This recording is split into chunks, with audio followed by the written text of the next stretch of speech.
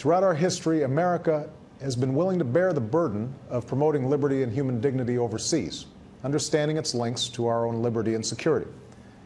But we have also understood that our nation's strength and influence abroad must be firmly anchored in our prosperity at home.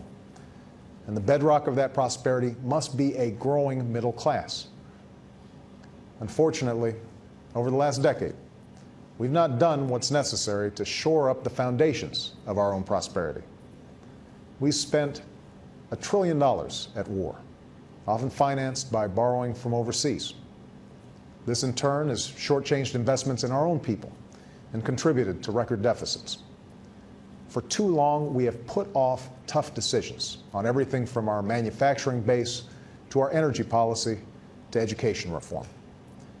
As a result, too many middle-class families find themselves working harder for less, while our nation's long-term competitiveness is put at risk.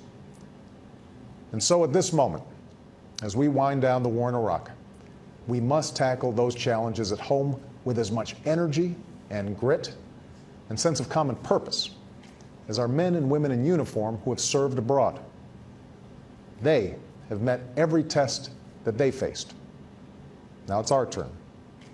Now it's our responsibility to honor them by coming together, all of us, and working to secure the dream that so many generations have fought for.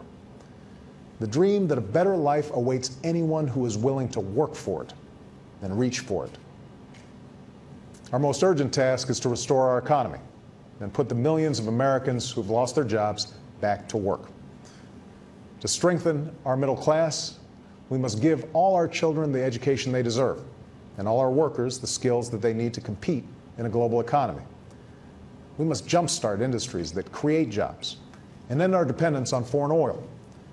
We must unleash the innovation that allows new products to roll off our assembly lines and nurture the ideas that spring from our entrepreneurs. This will be difficult, but in the days to come, it must be our central mission as a people and my central responsibility as president.